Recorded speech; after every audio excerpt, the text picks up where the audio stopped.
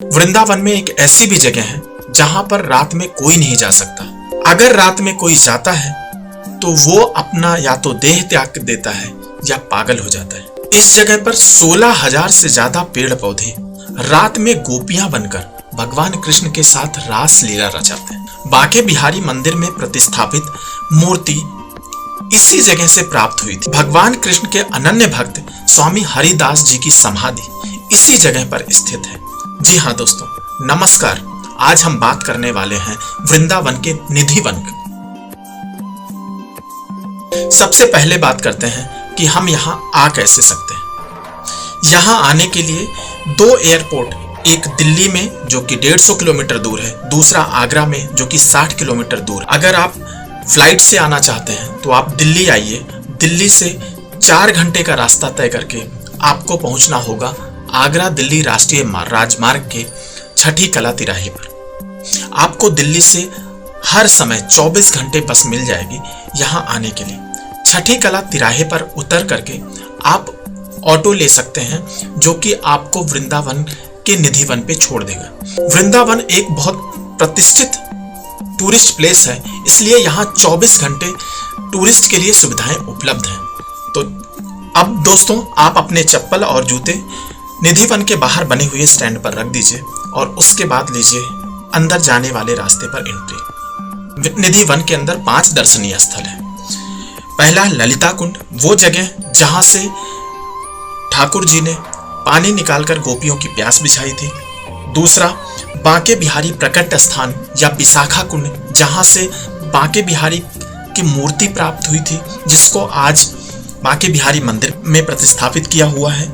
तीसरा राधा रानी का रंग महल, जहां पर राधा रानी विश्राम करते हैं रास लीला करने के बाद।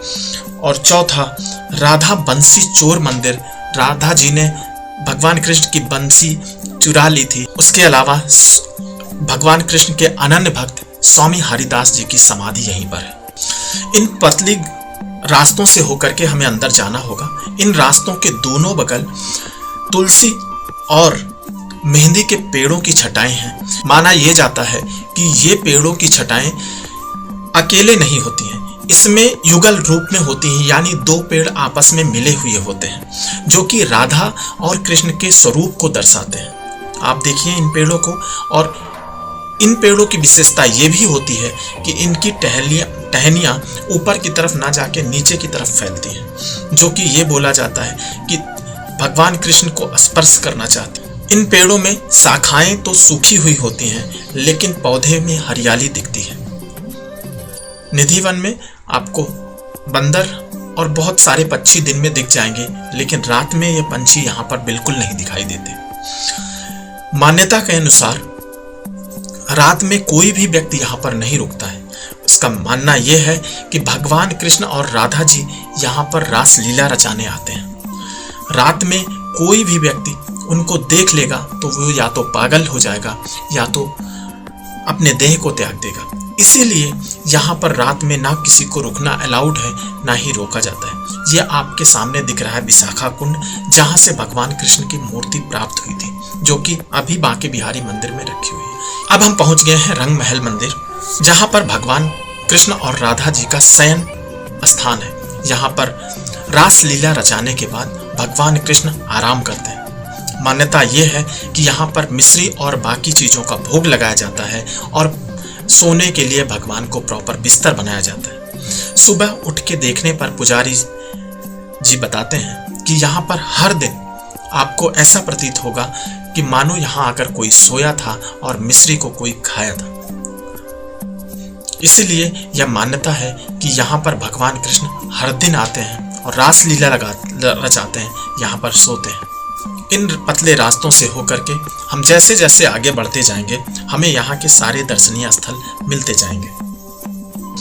राधा रानी बंसी चोर मंदिर इसी के अंदर है और स्वामी जी की समाधि भी इसी निधि वन के अंदर है। और आखिरी में हमें देखने को मिलेगा कि भगवान कृष्ण की 8 रानियों की मूर्तियां यहाँ पर लगाई हुई हैं, जहाँ सभी लोग उनको प्रसाद और पूजा अर्चना उनकी करते हैं। मंदिर में दर्शन करने के बाद आप बाहर निकलिए और यहाँ के लोकल चीज़ों को एंजॉय करिए।